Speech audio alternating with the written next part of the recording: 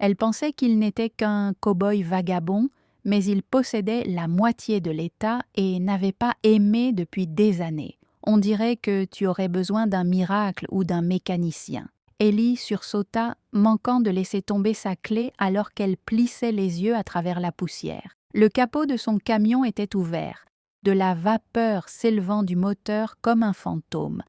Elle se tourna vers la voie et le vit, grand, couvert de poussière, assis à une enjambée, un cheval noir qui semblait appartenir à un vieux western.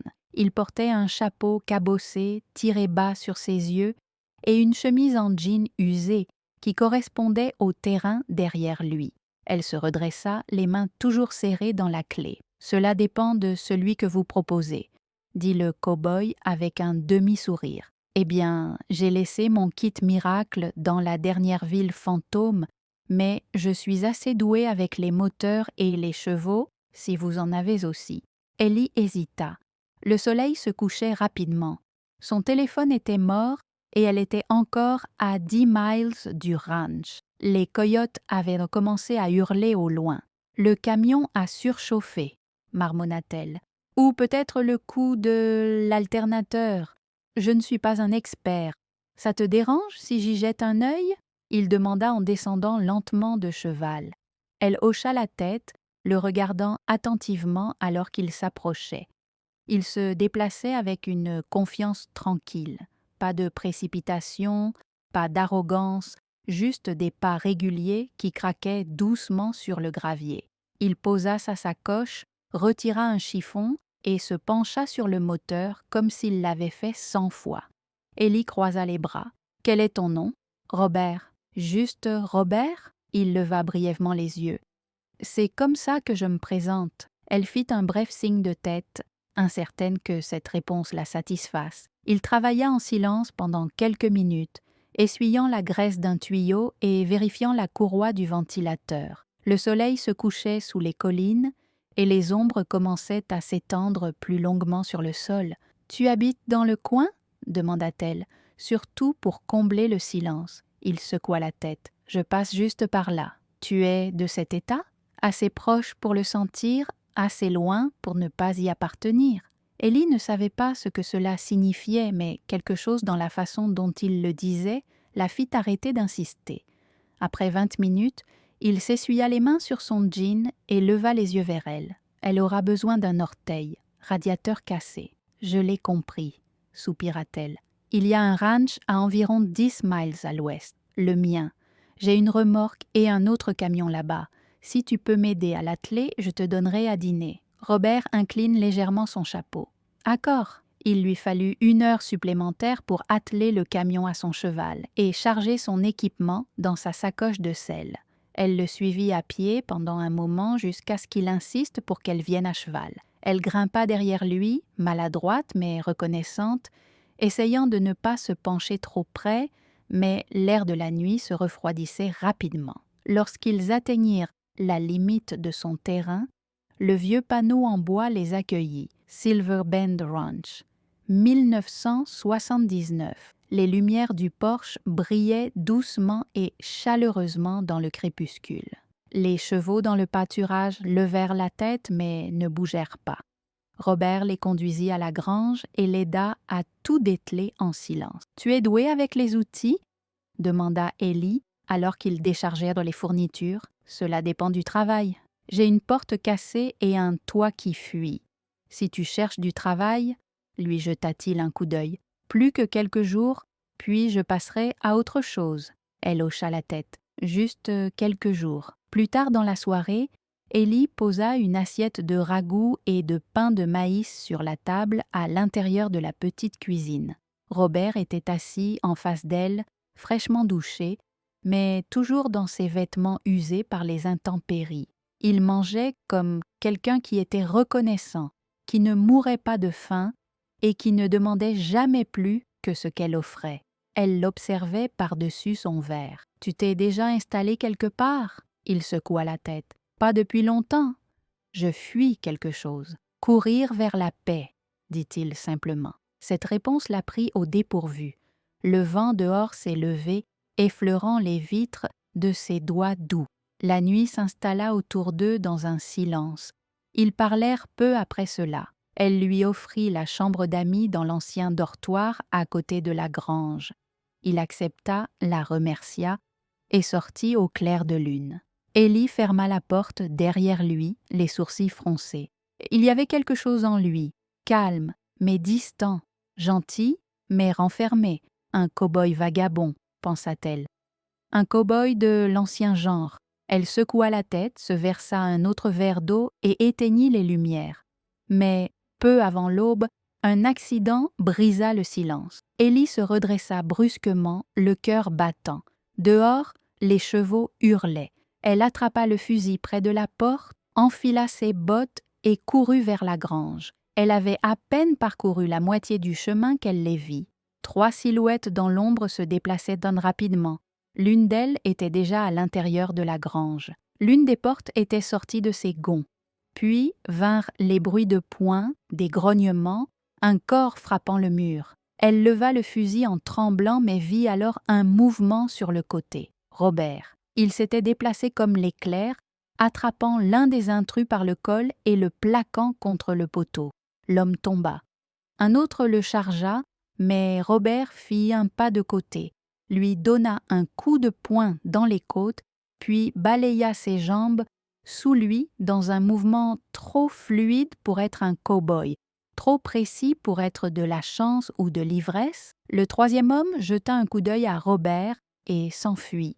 Au moment où Élie arriva sur les lieux, Robert vérifiait les serrures des stalles, calmant les chevaux. « Ça va » haleta-t-elle. « C'est une meilleure question pour eux », répondit-il en désignant les 2 hommes gémissant au sol. Elle le regarda, stupéfaite. « Qui es-tu » Il croisa son regard. « Juste Robert », mais Élie n'était plus sûre d'y croire. Robert travaillait les manches retroussées et parlait peu.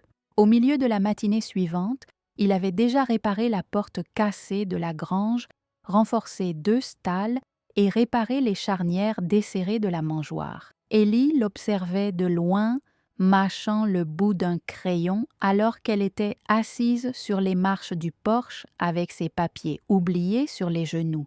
Elle avait vu des hommes adultes céder sous le poids d'un cheval têtu ou maudire une simple réparation de portail. Mais Robert, lui, se déplaçait à un rythme tranquille, comme s'il n'avait rien à prouver. Ses mains étaient stables, précises, calleuses, mais pas négligentes. Il ne se précipitait pas, il ne se vantait pas, il réparait, et cela la perturbait plus que le cambriolage de la nuit précédente. Élie attendit que le dernier clou soit enfoncé avant de s'approcher. Il s'essuya le front et se tourna vers elle comme s'il savait déjà qu'elle était là. « Merci, dit-elle, pour hier soir. » Il hocha la tête. « Vous avez beaucoup de problèmes ici ?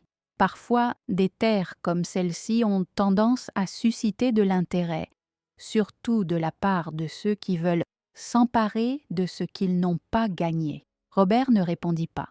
Il se dirigea simplement vers l'auge et s'éclaboussa le visage avec de l'eau. « Tu as déjà appris à jeter quelqu'un comme ça dans une bagarre de bar ?» demanda-t-elle en croisant les bras. Robert leva les yeux, de l'eau coulant de sa mâchoire. « Pas exactement. Tu bouges comme quelqu'un d'entraîné, » dit-elle. « Rien. » Elle s'approcha. « Tu sais, c'est vraiment difficile de faire confiance à quelqu'un qui ne veut rien te dire sur lui-même. » Il s'essuya le visage avec un chiffon et la regarda d'un air neutre. « Tu me fais assez confiance pour me laisser rester. C'était avant que tu ne commences à casser des côtes dans le noir comme d'anciens agents des forces spéciales. » Il faillit sourire. « Je t'ai dit, Robert, et je t'ai dit que ça ne passait pas ici.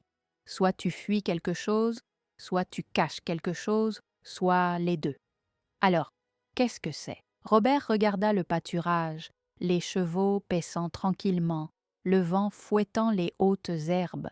Il ne répondit pas tout de suite. « Parfois, les gens perdent des choses, » dit-il doucement, « et ils ne veulent pas en parler. » La mâchoire d'Élie se crispa, mais quelque chose dans sa voix, une légère fêlure, la fit hésiter. Elle hocha la tête une fois. « Eh bien, tu as bien mérité quelques nuits de plus.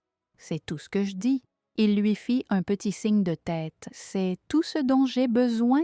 Les jours suivants, Robert trouva son rythme au ranch.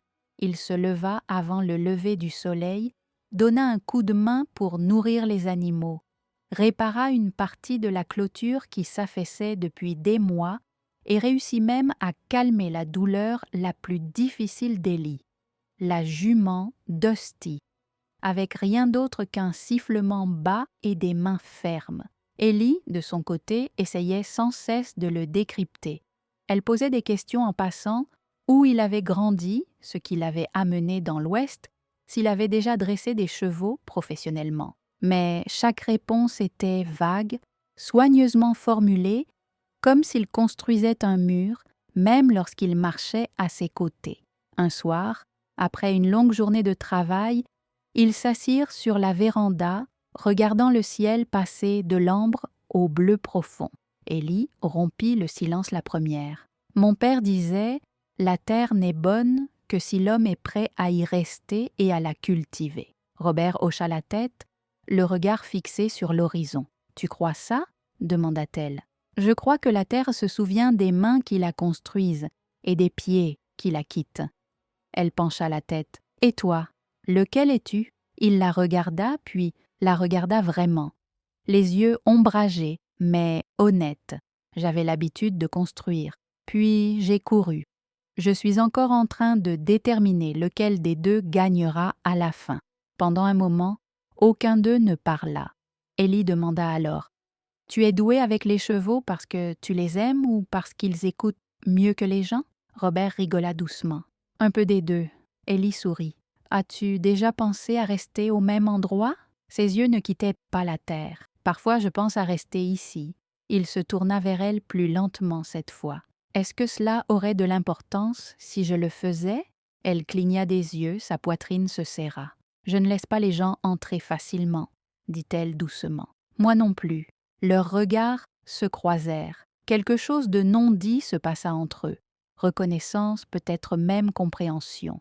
Aucune déclaration, aucune promesse, juste deux personnes qui avaient appris à survivre à la dure, se demandant si peut-être cette fois-ci était différente. Puis, au loin, le bruit d'un camion gronda sur la route de gravier.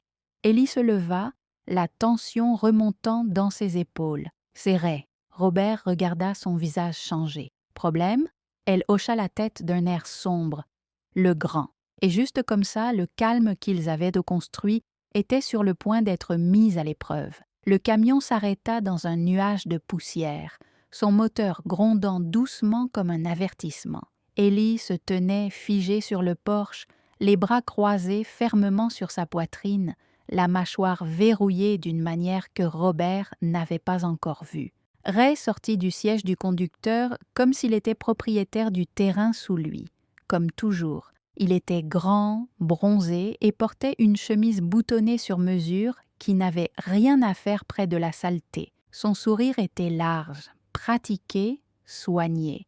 Robert ne l'aimait pas instantanément. « Élie » dit Ray en marchant vers le porche comme s'il avait été invité. « Ça fait longtemps qu'on ne s'est pas vu.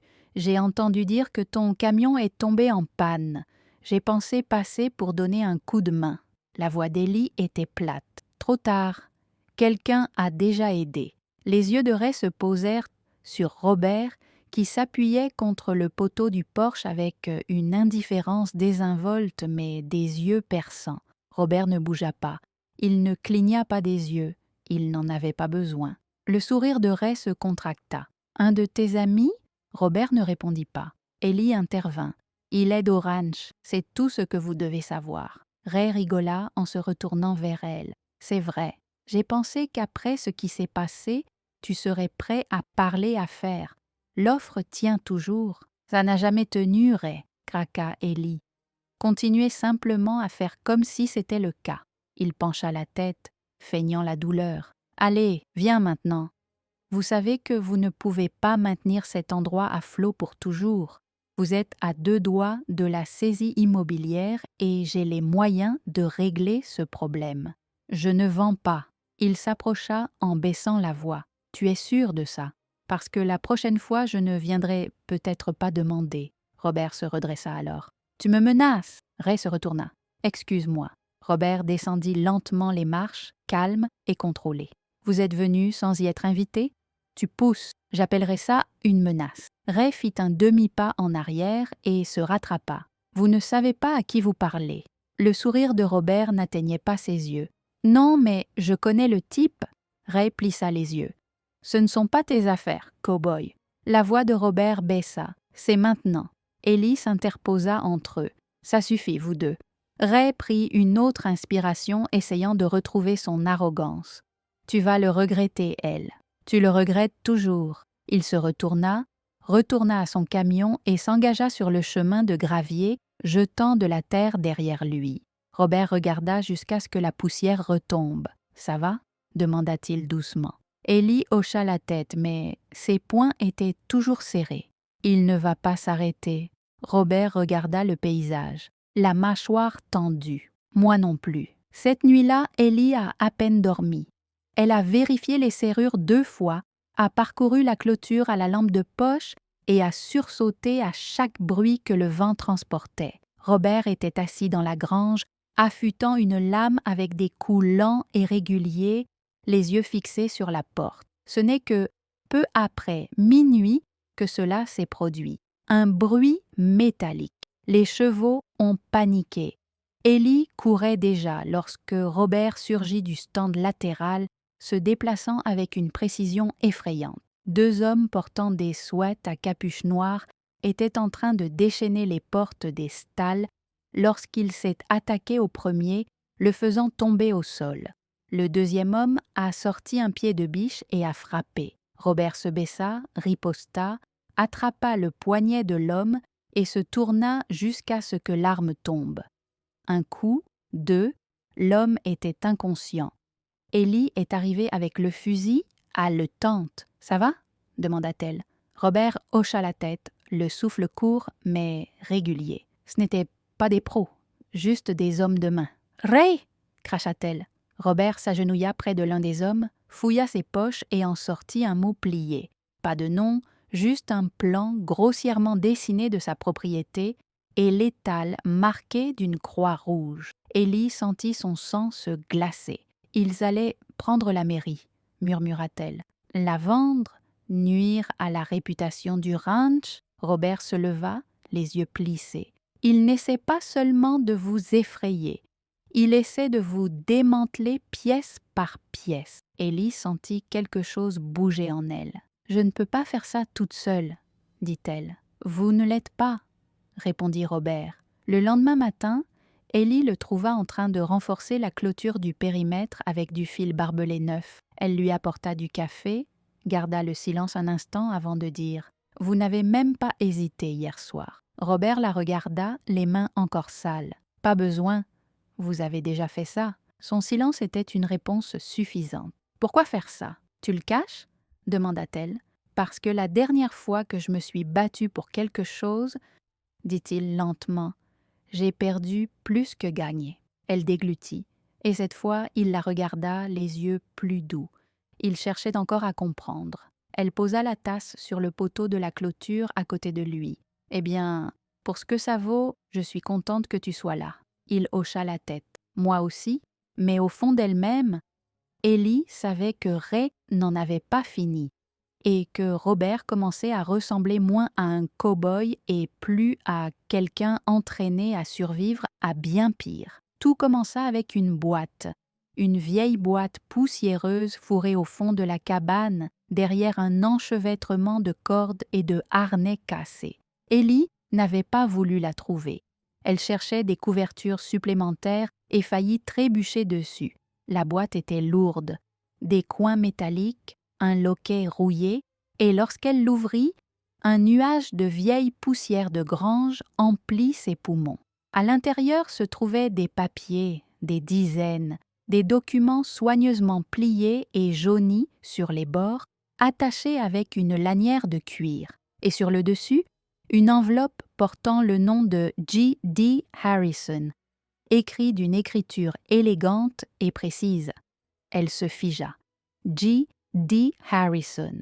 Ce n'était pas un nom qu'elle entendait souvent, mais elle s'en souvenait. Tout le monde s'en souvenait. Des années auparavant, il avait fait la une des journaux. Robert D. Harrison, l'associé silencieux derrière les plus importantes acquisitions foncières et pétrolières de la région, l'homme qui avait discrètement amassé un empire à 35 ans, puis disparu.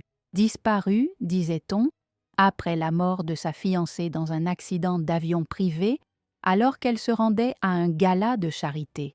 Les rumeurs allaient bon train. Deuil, scandale, culpabilité, trahison. Certains prétendaient qu'il avait tout perdu lors d'un rachat silencieux. D'autres murmuraient qu'il avait mis en scène sa propre mort. Ellie fixa l'enveloppe, puis en tira les documents, titres, actes notariés, actes de fiducie et lettres juridiques. La plupart portaient sa signature, Robert, mais pas seulement Robert. Son cœur s'emballa. Elle descendit l'échelle, les mains tremblantes, et se dirigea directement vers la maison. Elle avait besoin d'une confirmation. Elle alluma son vieil ordinateur portable. Elle chercha son nom sur Google et il était là. Une version plus jeune, rasée de près, plus soignée, vêtue de costumes valant plus cher que son camion. Mais le regard était le même. C'était lui, Robert. Robert D. Harrison. L'homme qui avait possédé la moitié de l'État, l'homme qui dormait dans son dortoir, l'homme qui n'avait pas aimé depuis des années. Elle le retrouva dans le pâturage plus tard dans la soirée, vérifiant la clôture, un des jeunes poulains traînant derrière lui comme une ombre. Il leva les yeux à son approche, lisant son visage avant qu'elle ne dise un mot. « Tu l'as trouvé », dit-il doucement. Ellie ne répondit pas. Elle se tenait là, les papiers à la main, la trahison dans la voix. « Tu m'as menti », expira lentement Robert. « Je n'ai pas menti, je n'ai juste rien dit. Tu m'as laissé croire que tu étais un cow-boy errant, un vagabond au passé discret et au regret. Tu m'as laissé te faire confiance, je ne te l'ai jamais demandé, dit-il, non sans gentillesse. Mais tu savais que je le savais. » Il hocha la tête. Ellie fit les 100 pas, la voix tremblante. « Tu es Robert Harrison. Tu es l'homme qui a disparu après l'effondrement de son empire. »« Il ne s'est pas effondré, » répondit-il. « Je m'en suis éloigné. » Elle se tourna vers lui, le regard perçant. « Pourquoi ?» Il marqua une pause. « Parce que j'ai construit quelque chose qui, selon moi, allait changer le monde. Et quand le monde l'a brisé, il ne me restait plus que le silence. » Elle ne dit rien.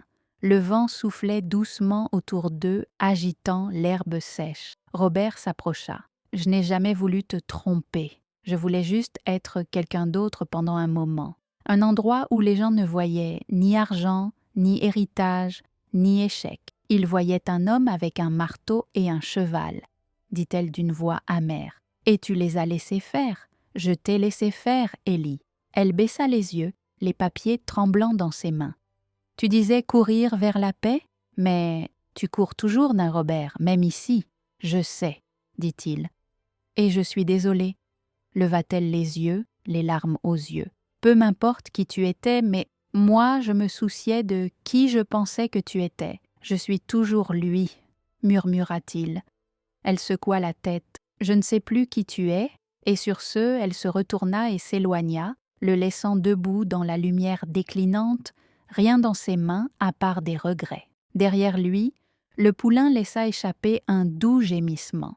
Robert ne bougea pas car, pour la première fois depuis des années, il réalisait ce que cela signifiait d'être vu et ce que cela coûtait de se cacher. Ellie est partie avant le lever du soleil.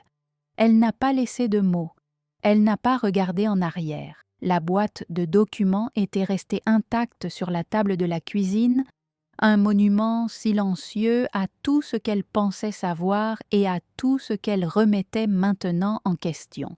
Elle n'a emporté qu'un sac de sport et a conduit son camion de rechange en ville, ayant besoin d'espace, d'air, de quelque chose qui n'était pas Robert Harrison. Elle détestait ce nom parce qu'il signifiait que tout ce qu'elle ressentait, chaque lueur de confiance, de connexion, était construit sur une demi-vérité. L'homme qui réparait ses clôtures et montait ses juments nerveuses en silence n'était pas seulement Robert, c'était un millionnaire caché, un homme avec plus de pouvoir qu'il n'en avait l'air, un homme qui observait le monde derrière des ombres et lui laissait croire qu'il n'en avait aucune. À la sortie de la ville, elle réserva une chambre dans une petite auberge en bord de route et essaya de ne pas penser, mais le silence y était plus pesant qu'il ne l'avait été dans le pâturage. Plus tard dans la journée, elle passa devant la quincaillerie de Main Street et s'arrêta lorsqu'elle entendit son nom murmurer derrière elle. « Ellie, tu as vu les nouvelles ?» Elle se retourna et trouva un vieux rancher qu'elle reconnaissait vaguement. Thompson peut-être. Il brandissait un journal local froissé. 2 autres familles contraintes de vendre, Ray Eaststone étant son empreinte de développement. Elle le lui arracha des mains. Le titre était mauvais. L'article était pire. Ray Eaststone, son ex, achetait des terrains vite, trop vite. Toutes les familles qui avaient reçu une de ces invitations avaient soit quitté la ville discrètement, soit été impliquées dans des batailles juridiques qu'elles ne pouvaient pas se permettre. Il ne se contentait plus d'être menaçant. Il était en train d'exécuter. La dernière phrase lui a retourné l'estomac. Exécution sans résistance. Easton Development prévoit de commencer les travaux dans les 3 mois à la limite sud de Silver Bend, son terrain, sa maison. Les pièces du puzzle se sont assemblées. La pression, les menaces, les effractions, les attaques ciblées. Ray ne venait pas seulement pour elle. Il balayait la vallée, étouffant la vie de ses victimes, un acte à la fois.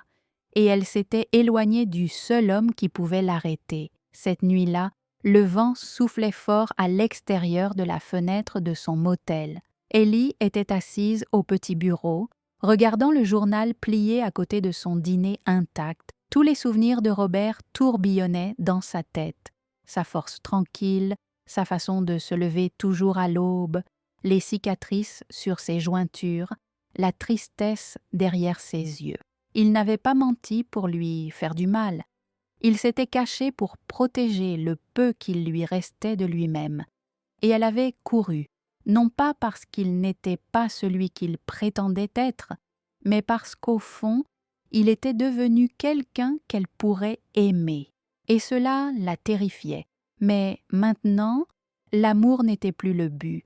Ray gagnait et Ellie avait besoin de quelqu'un qui ne se contentait pas de se soucier d'elle, mais qui pouvait également se battre. À l'aube, elle est rentrée en voiture. Le ranch était calme.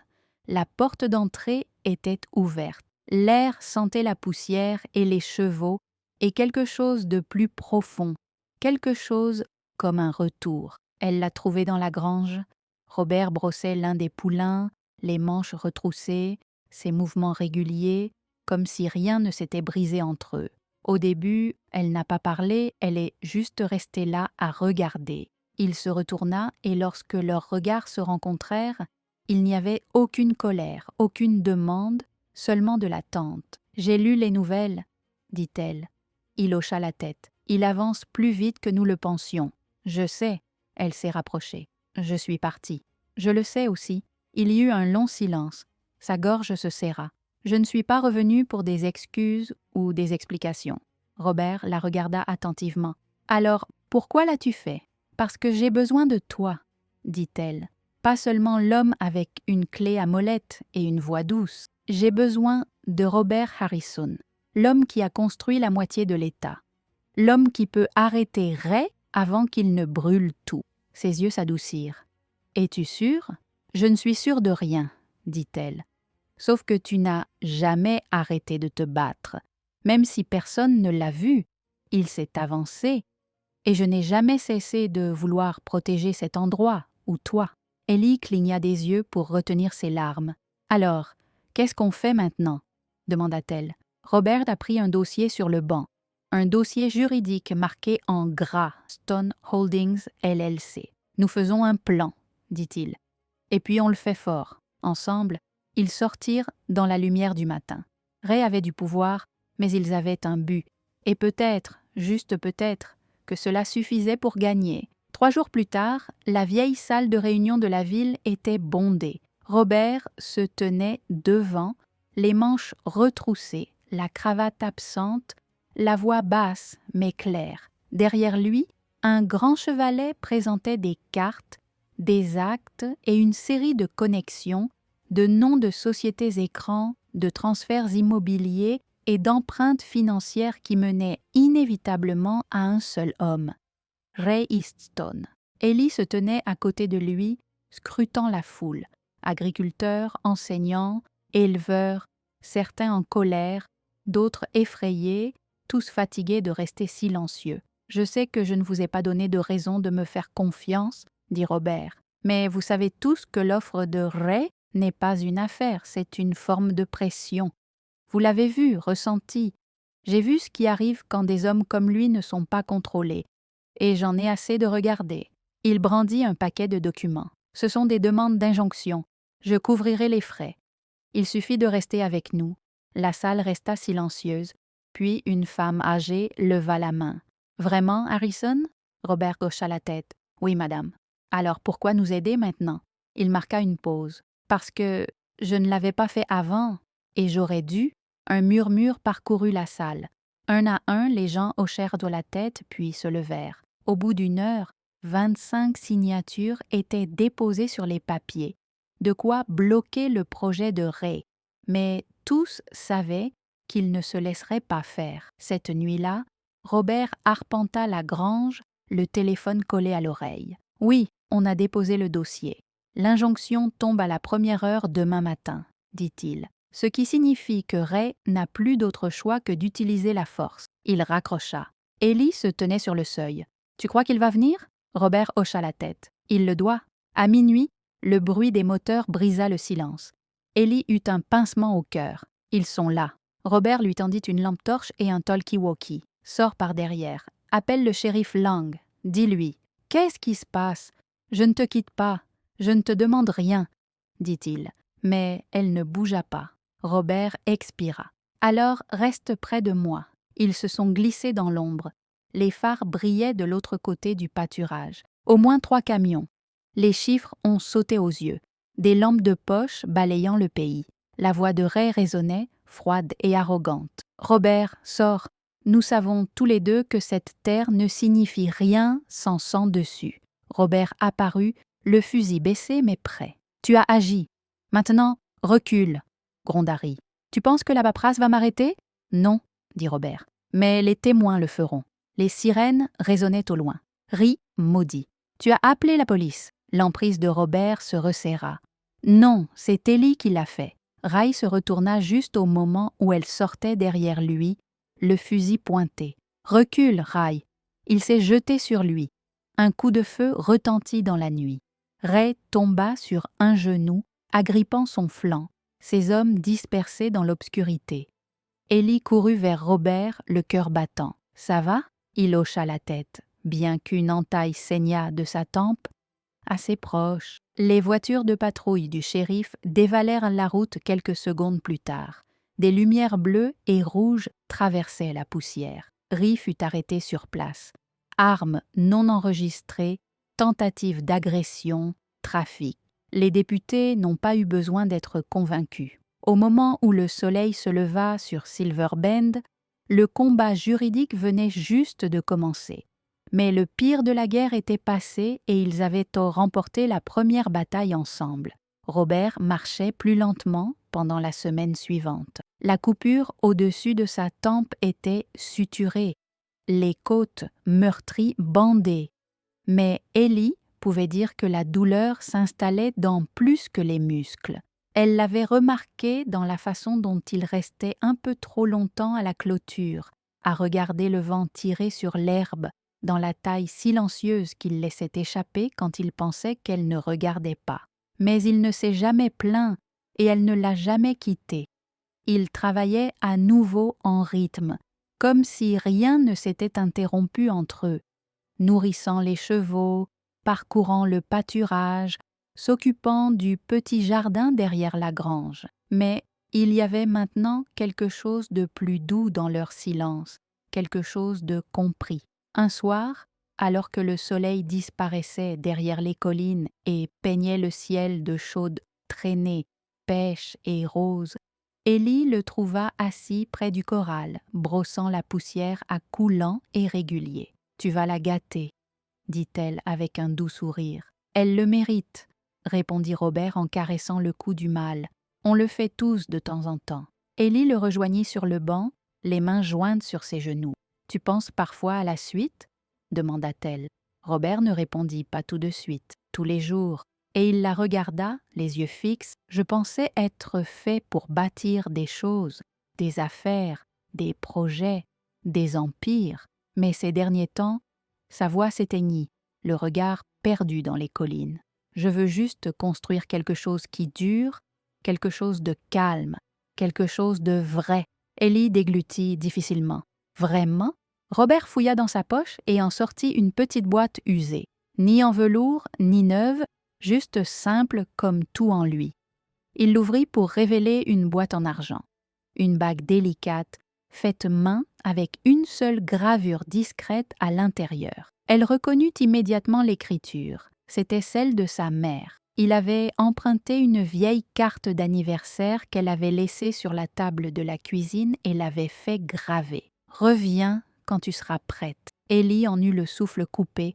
Robert ne s'agenouilla pas. Il ne fit pas de discours. Il la regarda simplement, les yeux emplis d'une honnêteté tranquille et brute. « Je n'ai pas aimé depuis des années, » dit-il doucement, « et je ne pensais pas que je le referais un jour, pas comme ça, pas là où ça comptait, » dit Ellie en retenant ses larmes. « Je n'ai pas besoin d'une église, » ajouta-t-il. « Je n'ai pas besoin d'une foule, j'ai juste besoin de toi, et le bruit de tes bottes sur le porche chaque matin. » Elle rit à travers ses larmes, puis acquiesça d'une voix tremblante. Robert lui glissa la bague au doigt. Elle lui allait comme si elle l'avait toujours attendu. Ils restèrent assis là un moment, tandis que la nuit tombait, les étoiles scintillant une à une.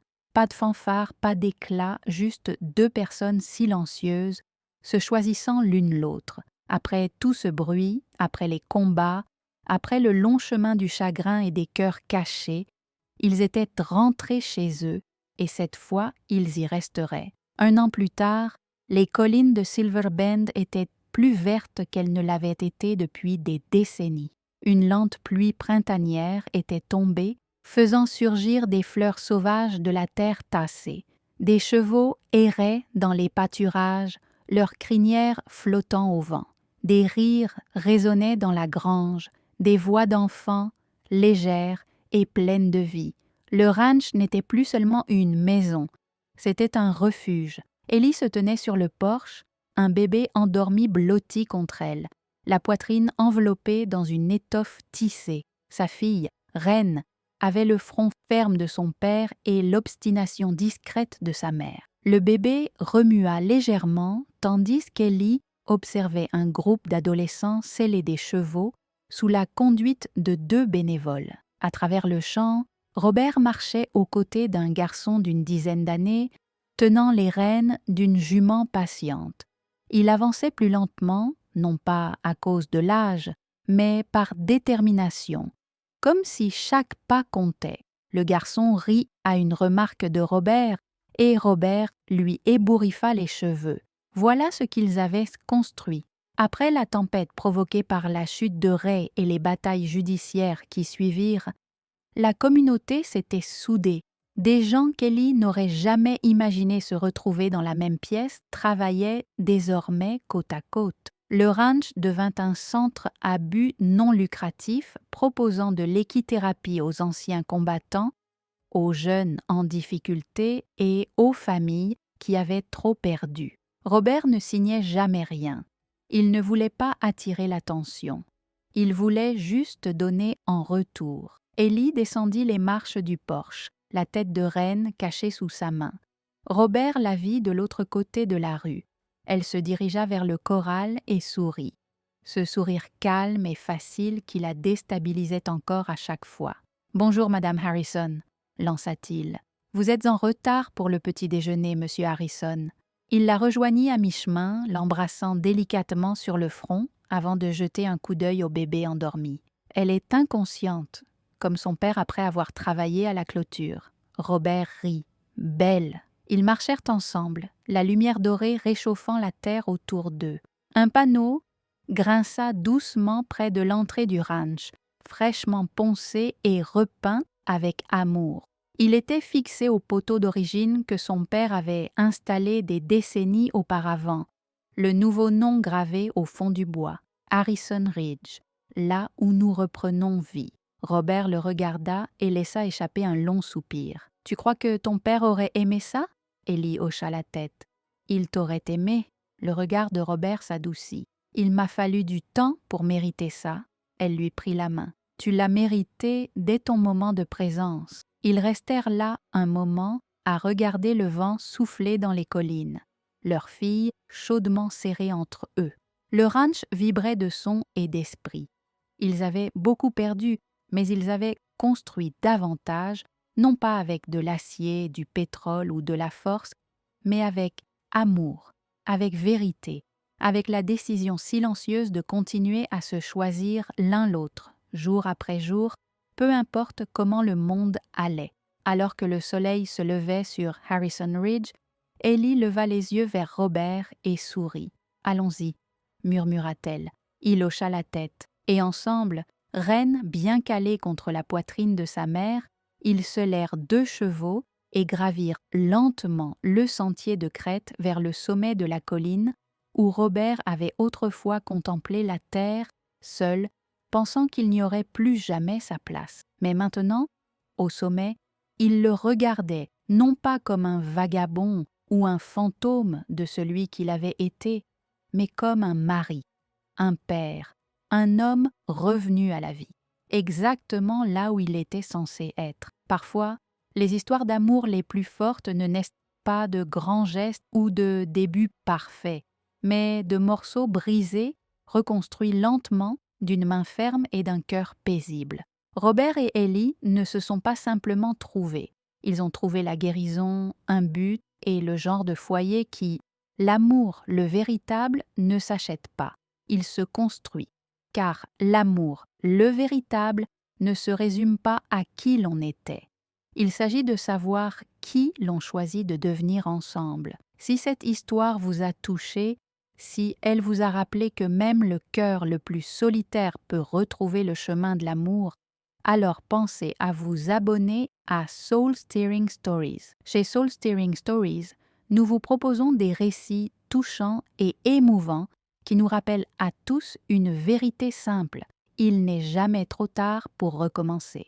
Appuyez sur S'abonner, activez la cloche de notification et rejoignez notre communauté grandissante d'amateurs d'histoire qui croient aux secondes chances et à l'amour profond. Merci de votre attention et n'oubliez pas, où que vous soyez, quelqu'un vous attend pour vous accompagner à la maison. Des histoires touchantes.